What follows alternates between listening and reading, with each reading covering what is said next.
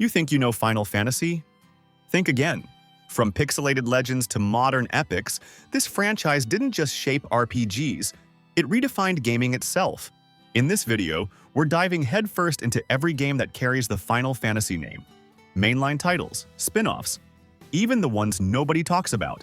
Whether you're a lifelong fan or just curious where to start, this is your ultimate guide to the wild, weird, and unforgettable world of Final Fantasy.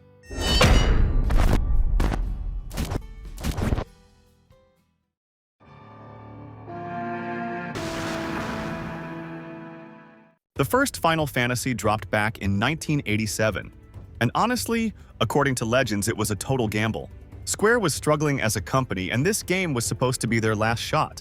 That's why it got the name Final Fantasy. But instead of being the end, it became the beginning of something massive. The story kicks off with 4 young heroes known as the Warriors of Light. Each of them carries a crystal tied to one of the 4 elements, but something's wrong. The crystals have lost their shine, and the balance of nature is falling apart. With the world slipping into chaos, the group sets out to bring light back to the crystals and stop the source of all the corruption. The game was simple by today's standards, but for its time, it was mind-blowing. You chose a party of 4 from 6 different classes like Fighter, Thief, Black Mage, and so on, and then just set out to save the world. No flashy cutscenes, no deep tutorials. What made it stand out was how much freedom it gave you. You could explore in almost any direction, battle tough enemies, stumble into powerful gear early, or get wrecked if you weren't careful. And later in the game, your characters could evolve into more powerful versions of themselves, like turning a thief into a ninja or a red mage into a red wizard. And that kind of progression felt huge back then. The combat was turn-based, and yeah, a bit clunky now. But the strategy of planning each move, managing magic charges, and prepping for boss fights made it addicting. The game didn't hold your hand either. If you didn't pay attention to what NPCs were saying or missed a clue, you'd end up wandering the map for hours trying to figure out your next move. Over the years, Final Fantasy I got a ton of ports and remakes, but 2 versions really stand out. The PSP version is actually based on the Game Boy Advance release, but takes things even further. It looks super clean with updated sprites, smoother animations, and better visual effects all around. It also brings in all the bonus content from the Game Boy Advance Dawn of Souls release, plus the new Labyrinth of Time dungeon, which adds extra content like new dungeons and optional bosses that really crank up the challenge. The difficulty is rebalanced too, making the grind feel a bit less punishing without removing the old-school flavor. One big change is the magic system. It ditches the old charge-based setup and goes with a regular MP system, which makes casting spells way more straightforward. Then there's the Pixel Remaster, which sticks closer to the classic feel but polishes everything: visuals, soundtrack, and even the font. It also adds quality of life stuff like auto-save, minimap, and faster movement, making it a lot more playable for modern audiences. But it doesn't include any of the extra content from Dawn of Souls, so no bonus dungeons or post-game bosses. If you just want to experience the story without jumping through all the old versions, the PSP release is the way to go. It runs great on emulators and delivers the most complete version of the game. Still, the Pixel Remaster is a solid option if you prefer something more faithful to the original vibe. I know the Pixel Remaster gets a fair amount of criticism. Some people don't like the new font. Others feel like it's too stripped down without the bonus content from other versions, or just aren't into the updated graphics. And yeah, I won't lie, even on sale it still feels a little pricey for what it is. But honestly, it was way smoother to play than the older versions.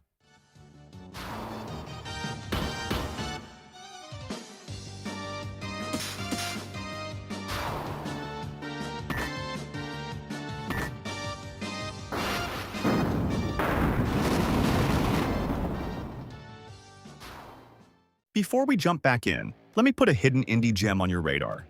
Aegis Force: The Scorian War is a tactical RPG made by fans for fans. But this isn't just grid combat and cutscenes. This is full-on exploration with a proper overworld, towns, secrets to discover, and that classic RPG vibe we've all missed. Think Shining Force, Final Fantasy Tactics, and Chrono Trigger, but with a fresh twist.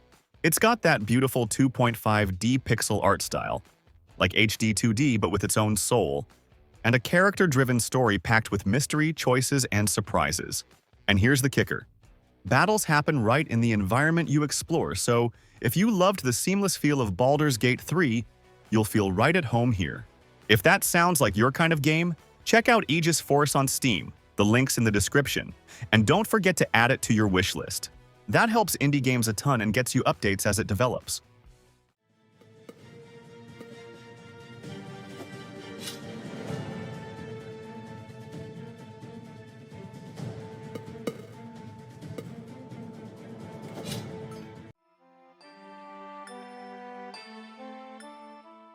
Final Fantasy II came out in 1988 and completely changed the direction of the series. Instead of sticking with the job system from the first game, Square decided to experiment with a new progression system. Your characters didn't level up in the usual way. Instead, they got better at what they actually used. So if a character used swords a lot, they'd get stronger with swords. If they took hits in battle, their health would go up. The story took a big leap forward too. Unlike the first game, which was more about saving the crystals and defeating evil, Final Fantasy II focused on a group of young heroes caught in the middle of a war. Their hometown is destroyed, their families are taken from them, and they end up joining a rebellion to fight against an empire that's taking over the world.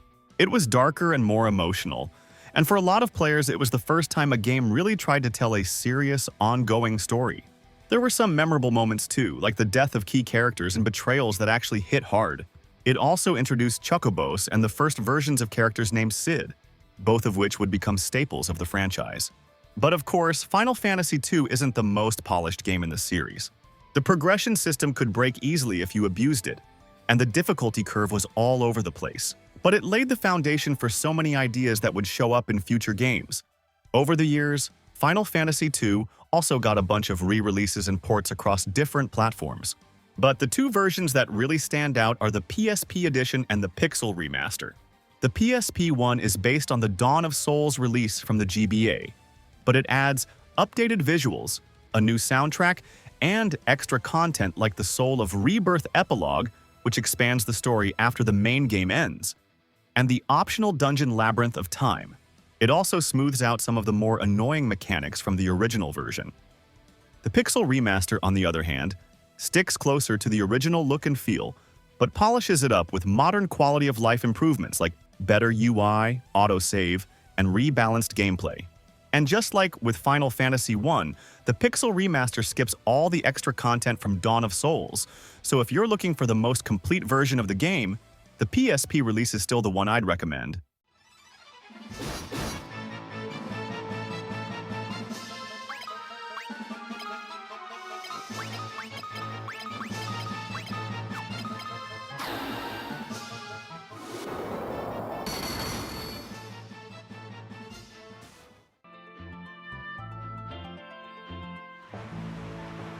Final Fantasy III is where the series really started experimenting. It took everything that worked in the first two games and cranked it up. But the biggest game changer was the job system. This was the first time players could switch character classes mid-game, which opened up a ton of possibilities for strategy and team building. The story followed 4 orphaned kids chosen by a mysterious crystal to save the world from a rising darkness. Pretty standard setup, but the journey was anything but boring. You explored floating continents, uncovered ancient civilizations, and faced enemies that were way more ambitious in scale compared to earlier games. What really made Final Fantasy III stand out was how it pushed the Famicom to its limits. Massive overworlds, dozens of dungeons, and one of the most expansive class systems of its time. There were over 20 jobs, and some of them were insanely powerful if you knew how to build your team right. This was also the first game in the series where you really had to grind smart. Enemies got brutal fast, and switching jobs meant starting from scratch with new abilities. But if you stuck with it, the payoffs were huge. Unlocking jobs like Sage or Ninja gave you that satisfying sense of progression that would become a staple in future games. Another cool thing about Final Fantasy III was how it introduced the concept of summoning magic to the series. This was the first time players got to call in massive elemental beasts like Shiva, Ifrit, and Ramuh during battle. The animations were simple by today's standards, but back then, summoning felt like you were unleashing something truly powerful. And yeah, Mughals also made their first appearance here, even if they didn't have a huge role yet. Among all the re-releases over the years, 2 versions stand out. The 3D remake on the DS, which I'll talk about in a later video, and the Pixel remaster. The Pixel version kept the spirit of the original intact, but made everything way more enjoyable. The updated visuals look clean without losing that old-school charm. And the remastered soundtrack is honestly one of the best parts. Quality of life tweaks like quick saving, a more forgiving job system, and clearer menus make the game way less frustrating, especially during the late-game grind. It's easily the most accessible way to experience Final Fantasy III today.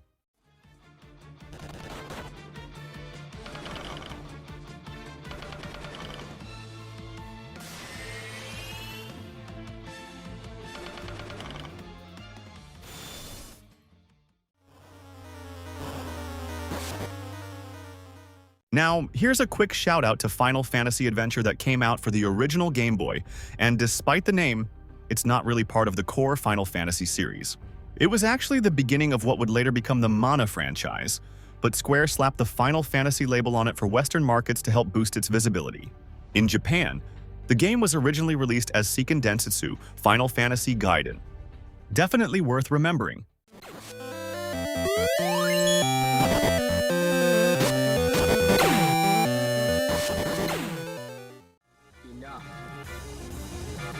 But more Captain, the Mysidians offer no... Final Fantasy IV was a massive leap forward for the series. It didn't just improve the graphics and music compared to the older games. It completely changed how stories were told in RPGs. Instead of a generic party you built yourself, this time you followed a fixed group of characters, each with their own backgrounds, motivations, and struggles. You played as Cecil, a dark knight working for a corrupt kingdom, and right from the start, the game throws you into a moral crisis. Cecil starts questioning his orders, his loyalty, and the path he's on, and that personal conflict drives the whole story. You see him grow, fall, and eventually rise again in one of the most iconic moments in the series. The game introduced the active time battle system, which added a real-time element to the traditional turn-based fights, as instead of waiting your turn like before, enemies and allies had their own speed bars, so you had to think fast and act quicker. Final Fantasy IV also wasn't afraid to get dark. Characters die, some make massive sacrifices, there's betrayal, redemption, and plenty of twists. Even though it's an old game, the story holds up because it actually tried to tell something meaningful with emotion and drama. But what really made it special was the pacing. You'd go from intense battles to personal story moments, then straight into massive boss fights or sudden changes in your team. Another cool touch was how some battles were scripted to reflect what was happening in the story. Sometimes you'd enter a fight that wasn't really meant to be won, just to show how powerful the enemy was. Other times, mid-battle events would trigger, like characters transforming or getting replaced in real time. It might not be the most complex game in the series, but Final Fantasy IV was the first one that really felt cinematic. And if you're planning to play it today, there are 3 versions that really stand out. The PSP release, the 3D remake originally made for the DS, which I'll cover more in depth in a later video, and the Pixel remaster. The PSP version is actually based on the enhanced port that came out for the Game Boy Advance, but with improved visuals, rebalanced gameplay, and way better sound quality. It uses beautifully redrawn 2D sprites and backgrounds that keep the retro charm while looking sharper than ever. On top of that, it includes both Interlude, a short chapter that connects the main game to the After Years, and the After Years itself, which continues the story with a new generation of characters. This version also fixes some bugs and performance issues that were present in the GBA release, making it the most complete and stable 2D version of the game. Unfortunately, it never got re-released on any modern platform, so the only way to experience it today is through a PSP or using emulation. Even so, for me, this is still the best version out there. The Pixel Remaster version, on the other hand, is a modern take on the original Super Nintendo release, but without any of the extra content from the GBA or PSP versions. No bonus dungeons, no secret bosses, just the main game. The visuals were updated with clean 2D sprites, and the soundtrack was fully re-orchestrated. It also has a smoother interface, auto battle, and quality of life features like a mini-map and fast-forward.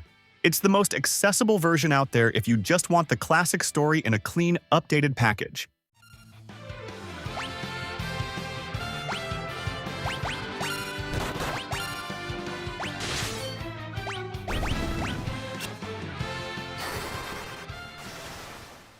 Alright, quick pause here. If you're enjoying the video so far, don't forget to drop a like and leave a comment. This is just the first part of the full Final Fantasy guide, and I want to hear your thoughts, your favorites, or even your hot takes. I check and reply to every comment, even the ones that tell me everything I said is completely wrong. Seriously though, comments help the algorithm do its thing and keep the channel alive with fresh content every week. And hey, if you haven't already, hit that subscribe button and check out the instant gaming link in the description. It helps the channel a ton and might score you a good deal too.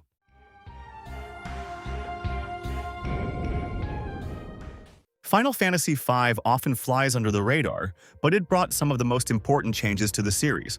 Released in 1992, it took everything that worked before and doubled down on the job system, giving players a crazy amount of freedom to build their perfect team. The story follows Bartz, a laid-back traveler who stumbles into a mission to protect the elemental crystals. Along the way, he teams up with a mix of quirky and surprisingly deep characters, including Lena, Ferris, and Galuf. At first glance, the plot might seem a bit light compared to the emotional weight of later titles, but don't let that fool you. There's a lot going on beneath the surface, especially once the game dives into themes like sacrifice, legacy, and the fight against fate. The real star here is the job system. It gives you over 20 classes to play with, and the best part is how you can mix abilities between them. As you master a job, you unlock abilities that stay available to your character permanently and can be equipped when switching to a different class.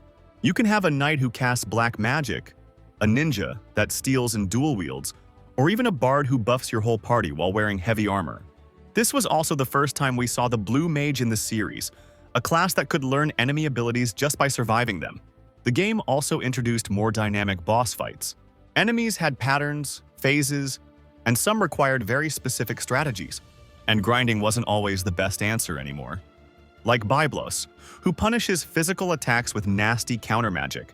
So, if you show up with a party full of pure strength and no mages or support, you'll just end up getting yourself killed. Visually, it kept the same charming 16-bit look from previous games, but with smoother animations and more expressive sprites. Now, when it comes to the best version to play today, for me, the Game Boy Advance version is hands down the best way to experience it.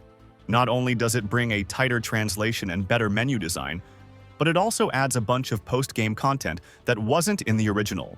You get a whole new dungeon called the Sealed Temple, packed with tough enemies, bonus bosses, and powerful gear that really tests your job combinations. On top of that, it introduces 4 extra jobs: Gladiator, Cannoneer, Necromancer, and Oracle, each with their own wild mechanics that open up even more room for creative builds. The only thing it's missing is the CG intro from the PlayStation version, but honestly, the extra content more than makes up for that. If you're playing on modern systems, the Pixel Remaster is the easiest version to get into. It's based on the original Super Famicom release, so it doesn't have the extra jobs or bonus dungeon from the GBA version. The visuals are cleaner, the music's been fully rearranged, and the interface is more modern and user-friendly. It also adds a bunch of small quality-of-life improvements like autosave, faster walking speed, and no random encounters toggle, which makes exploring way less frustrating. It doesn't include the CG intro from the PS1 either, but overall, it's a solid and accessible way to experience the game without any major headaches.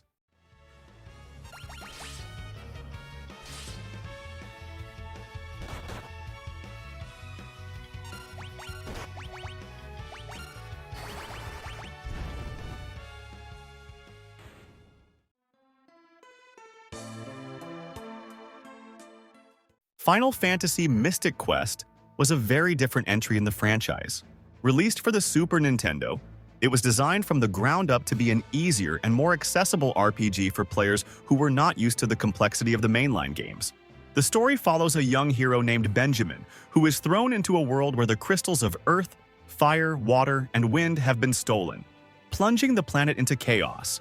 While the narrative is simple compared to other titles in the series, it still delivers a classic quest to restore balance to the world. What really stands out in Mystic Quest is how streamlined the gameplay is. The battles are turn-based but far less punishing, and the game often guides you toward the next objective with clear directions. Enemies are visible on the map rather than appearing in random battles, and once defeated they disappear for the rest of your stay in that area, but they return if you leave and come back. Boss fights are especially intense because they often feature multiple phases and can unleash powerful attacks. And the game also lets you swap weapons mid-battle, allowing you to exploit enemy weaknesses on the fly. The upgrade system in Mystic Quest is probably the clearest example of how simplified the game really is. You almost do not buy or choose new gear at all, because every weapon and piece of armor you find is simply better than the last one. There is no decision-making or customization, just a straight line of upgrades from start to finish. Also, each weapon you carry can be used outside of battle to interact with the world, like using the axe to cut down trees blocking a path or the claw to swing across gaps. Magic works in a similar way, with new spells unlocked automatically at certain points in the story, instead of letting you experiment or specialize. This approach keeps the pace fast, but it also removes the depth and sense of reward that players expected from other Final Fantasy games of the time. Mystic Quest only received a single modern re-release on the Wii Virtual Console back in 2010, and that version was as basic as it gets. The only extra feature was a single suspend point save, which made an already easy adventure even easier. Aside from that, it was exactly the same game from the Super Nintendo days, with no graphical updates, quality of life tweaks, or bonus content. Because of this, the best way to experience Mystic Quest today is still on the original Super Nintendo hardware, or through a reliable emulator.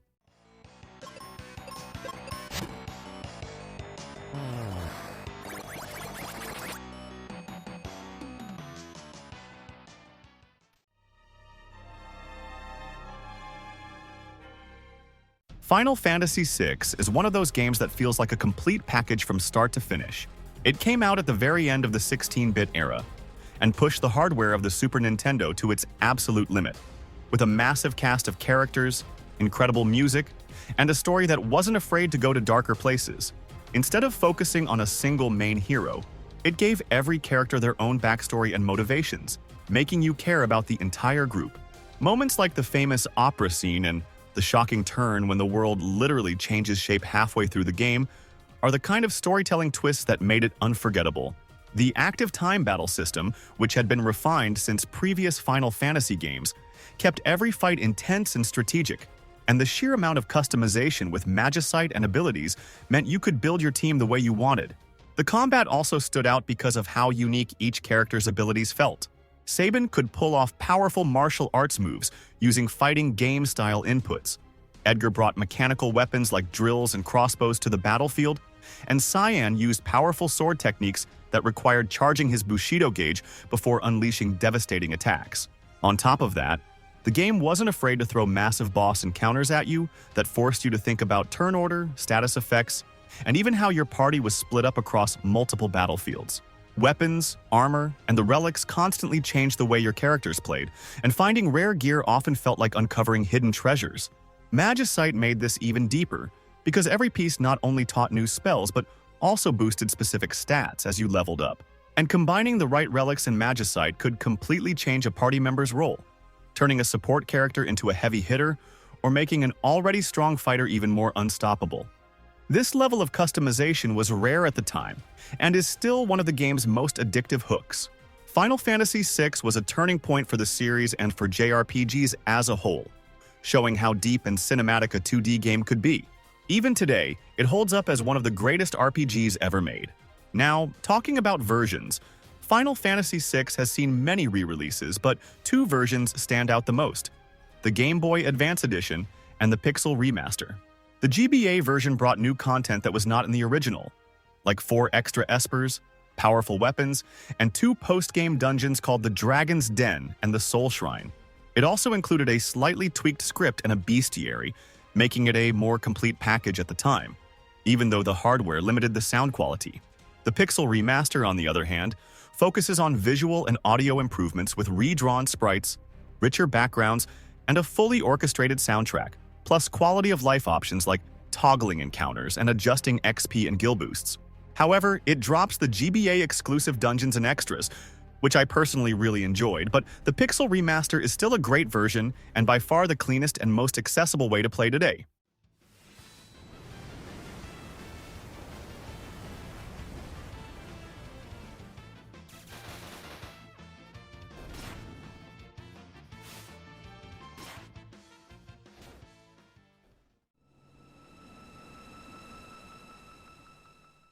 Final Fantasy VII changed the RPG genre forever when it launched on the original PlayStation. It wasn't just the jump to 3D graphics that blew everyone's mind, it was the way the game told a massive, emotional story while giving players a level of freedom rarely seen at the time. You followed Cloud Strife and his group as they fought against the corrupt Shinra Corporation and the unforgettable villain Sephiroth, traveling across a huge world filled with cities, villages, hidden areas, and powerful optional bosses. The active time battle kept every encounter moving, forcing you to make decisions quickly while juggling attacks, magic, and items. Summons brought some of the most jaw-dropping moments on the PlayStation, with massive creatures like Bahamut completely taking over the screen. Each character also had their own unique limit breaks, powerful special attacks that could completely change the tide of a fight when timed right. Weapons and armor had slots for materia that granted new abilities and spells, and combining different materia could unlock powerful effects that completely changed your strategy. Weapons could also be swapped out often, with each one focusing on different strengths like physical damage or extra magic slots, so you were always tweaking your setup. And leveling up materia over time was just as satisfying as gaining experience for the characters themselves, making every battle feel like progress toward an even stronger team. Final Fantasy VII was also packed with side content that could easily keep players busy for dozens of extra hours. There were secret bosses like Emerald and Ruby Weapon that pushed your party to the absolute limit. On top of that, the Chocobo's breeding system became a full game of its own, where raising and racing different colored Chocobos eventually unlocked rare items and even access to hidden areas. Some locations and secrets could only be reached with a specific type of Chocobo, which made the whole process even more rewarding. Minigames, optional dungeons, and unique rewards were scattered everywhere, making exploration feel rewarding long after the main story was finished.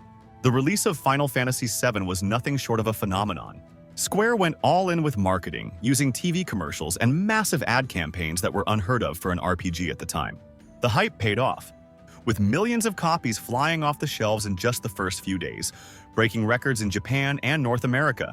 It quickly became the best-selling PlayStation game of its era and pushed the series into mainstream popularity worldwide.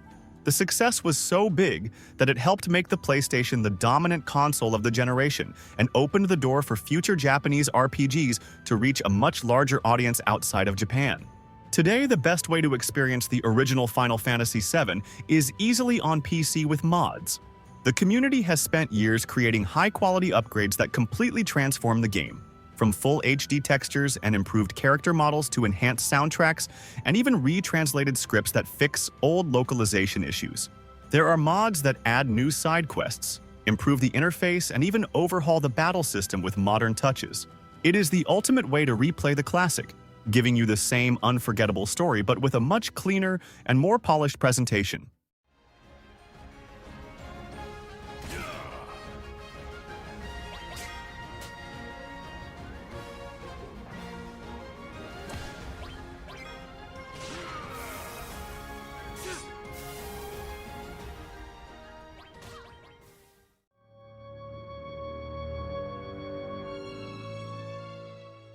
Final Fantasy Tactics is one of those games that redefined what a tactical RPG could be.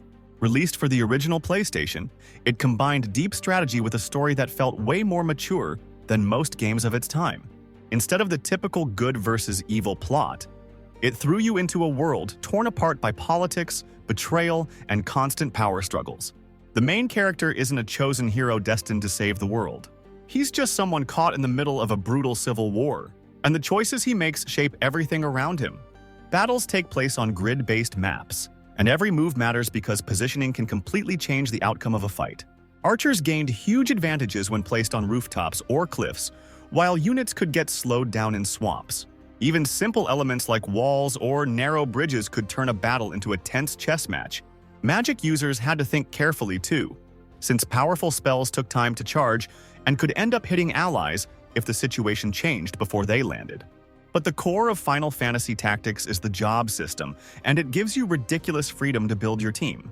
Characters earn job points in battle, then spend them to learn abilities and level up specific jobs, which then unlock new ones on the job tree. You can swap jobs between fights and mix skill sets, running one job as your main while equipping a secondary from another, plus separate support, reaction, and movement abilities that change how a unit behaves on the field. A simple squire can grow into a knight, monk, or thief, Then branch into mage lines like Black Mage, White Mage, Time Mage, or Summoner, with late-game paths like Ninja, Samurai, and Mime for players who plan ahead. Also, every character has a zodiac sign, and their relationships with allies and enemies can slightly boost or weaken damage and healing. This means that the same attack could hit harder or softer depending on who's involved. The best way to play Final Fantasy Tactics today is without a doubt the PSP version called War of the Lions. It brings all the content from the original but with a completely retranslated script that makes the story even more engaging and easier to follow. The PSP version also adds full-motion cutscenes with a beautiful hand-drawn style, extra jobs like Onion Knight and Dark Knight, and new characters from other Final Fantasy games such as Balthier from Final Fantasy XII and Luso from Final Fantasy Tactics Advance II. There are also new story battles and quality-of-life improvements that make the game run smoother overall. The only drawback is that this version suffers from some noticeable slowdown during spell and ability animations. But if you play it through an emulator, there are community patches that completely remove this issue, making the experience even smoother. Of course, I can't skip talking about the remaster that's on the way, but so far I'm disappointed because it doesn't look like it will include the extra content from War of the Lions. All those additions like the new jobs, characters, missions, and beautiful cutscenes that made the PSP version so special might be left out. Since it hasn't been released yet at the time of this video, the PSP version remains the best and most complete way to play Final Fantasy Tactics.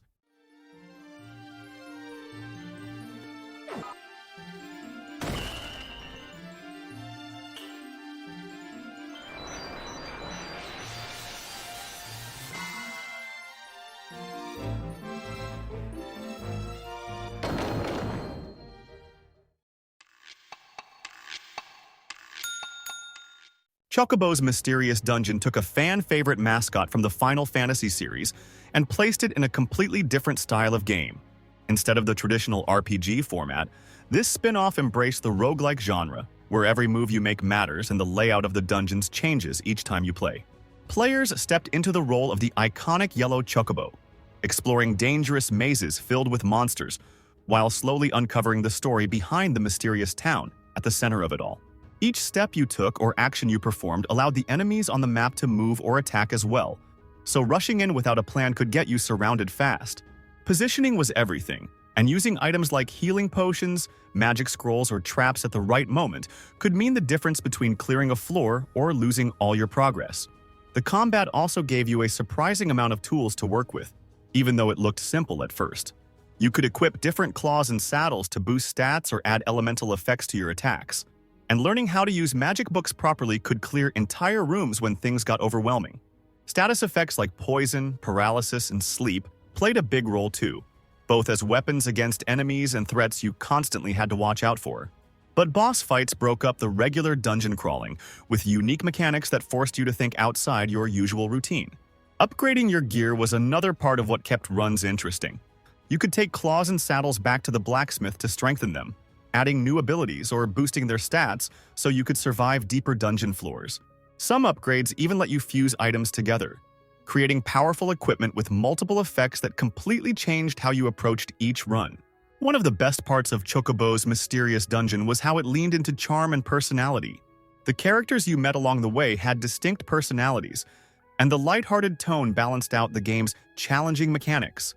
Also, the music and art direction gave it that unmistakable Final Fantasy flavor, making it appealing not just to hardcore players, but also to those who wanted a fun and unique experience with a familiar mascot. As for the best way to play Chocobo's Mysterious Dungeon today, there aren't a lot of official options. The game was re-released as part of the PS1 Classics line, but it's basically the original PS1 disc running digitally, without any internal upgrades. The only real convenience is being able to use the system's native save state and quick resume features. Personally, I think the easiest way is still through a good old PS1 emulator, since it runs the original perfectly and gives you more flexibility. Just be careful not to confuse it with the version available on Switch with the same name, because that one is actually a remake of Final Fantasy Fables Chocobo's Dungeon, which I'll talk about in a future video.